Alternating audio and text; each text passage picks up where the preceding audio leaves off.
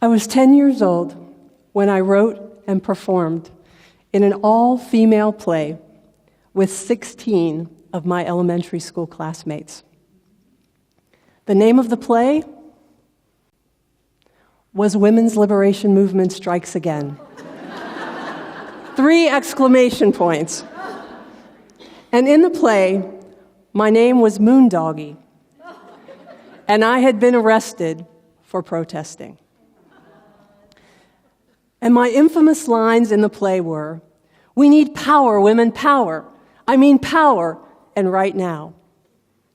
I was 10 years old.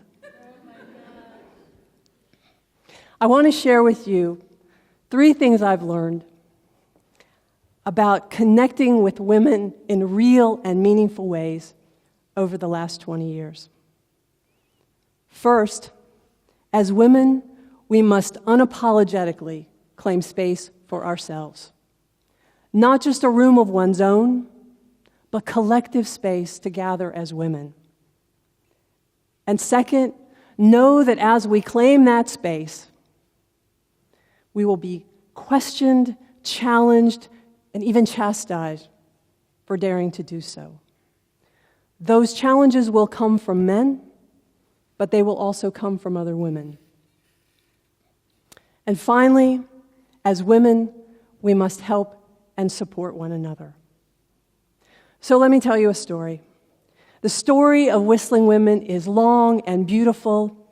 It's filled with, it's just filled with the opportunity for women to gather in a space where they could celebrate being themselves and also celebrate one another.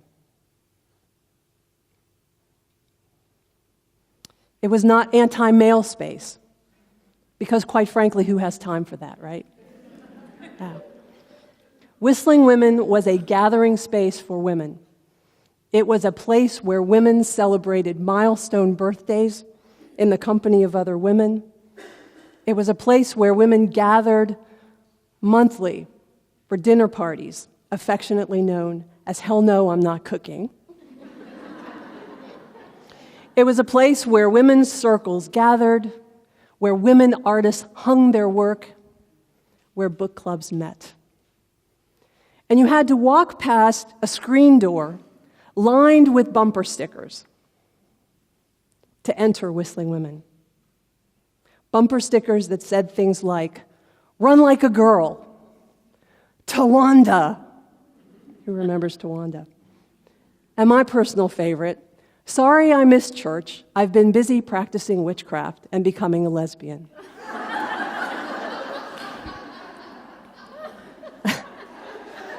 It's true. The name Whistling Women comes from the old saying that whistling women and crowing hens always come to no good end, right? And it implies that women who whistled were uncontrollable, free-spirited, and up to no good. And yes, we were. Whistling Women was a house built in the late 1800s. And about a year and a half before the space even opened, a small group of friends and I would gather on the weekends, and we would tear out bathrooms, knock down walls, and really start creating this sacred space for women. And because of the age of the home, Whistling Women had many small rooms, each with their own separate fireplace. And when we made the decision to turn 2 small rooms into 1 larger room so that we could have a large gathering space, we tore down the wall between those 2 rooms, and we went about the process of disassembling the chimney brick by brick.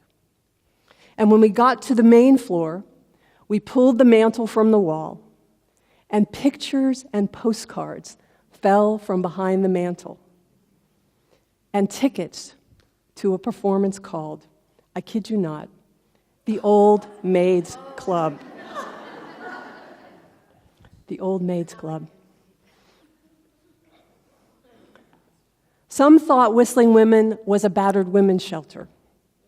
Others thought it was a rape crisis center. Even a lesbian whorehouse. The idea that women could claim space of their own, that was not victim space or someone's perverted fantasy, seemed almost unimaginable. Yet Whistling Women connected me to a remarkable community of women, to my life partner, and most importantly, to my 10-year-old feminist self.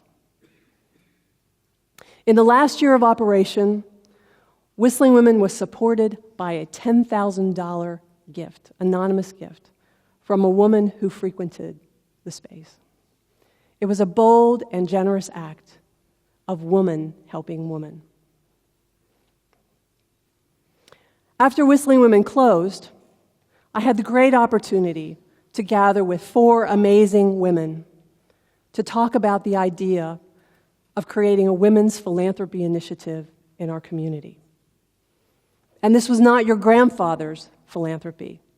The Women's Fund of Winston-Salem embraced an inclusive model of membership that invited all women and girls in our community to invest in programs and initiatives specifically for women and girls. 11 years later, the fund has over 800 members, has granted over $1.3 million to programs and initiatives specifically for women and girls, and has over $1 million in the endowment. Thank you.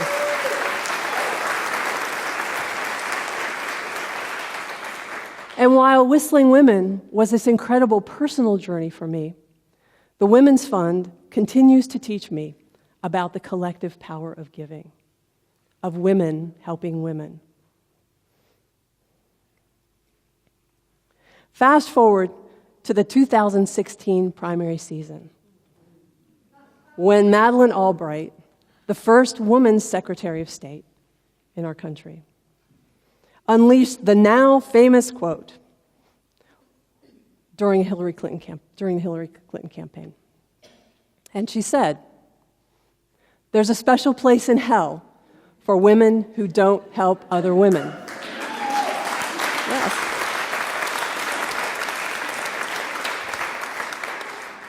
Do you remember what happened?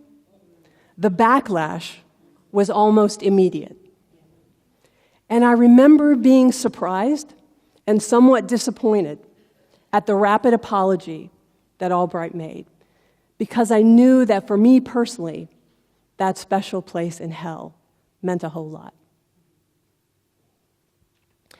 And what I found out was that Albright first used that quote 25 years ago, first as U.S. Ambassador and then as Secretary of State, as she traveled around the world and witnessed extreme violence toward women and girls, again, around the world. Women who were tortured and mutilated, trafficked as commodity, women and children dying of AIDS. That's what Albright meant when she talked about women helping women. Gender solidarity is the act of strongly identifying as a woman. It is a powerful term used to describe women who define being a woman as a central aspect of their identity. And so, in the spirit of gender solidarity, isn't it time we as women believe rather than question one another? Isn't it time we as women trust rather than judge women's reproductive choices? Isn't it time we stopped asking the question, what was she wearing? Isn't it time we acknowledged rather than dismissed our collective experience as women around predatory behavior and unwanted advances?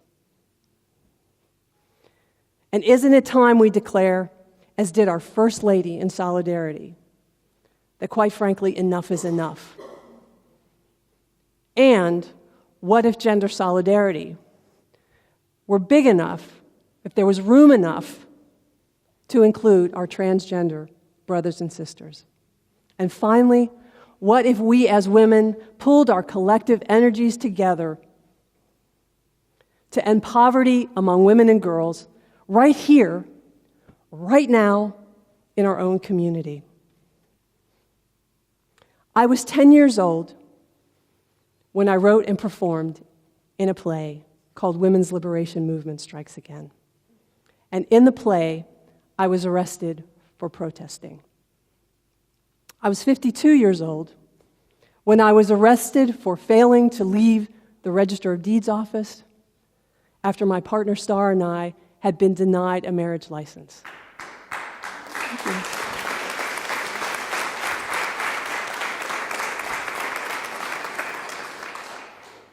I was arrested with my straight ally, with my fierce friend and straight ally, Mary Lee.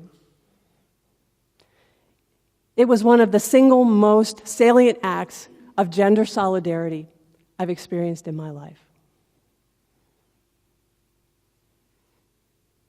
And so I'll leave you with this. Find other women who you can walk arm in arm with as you go about the business of doing women's work, be it equal pay, be it teen pregnancy, be it educating women, be it violence against women, be it shattering glass ceilings, running like a girl.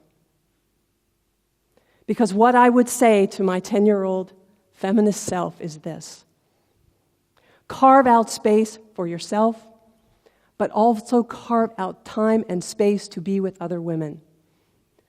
Own your power and use that power and influence to lift other women.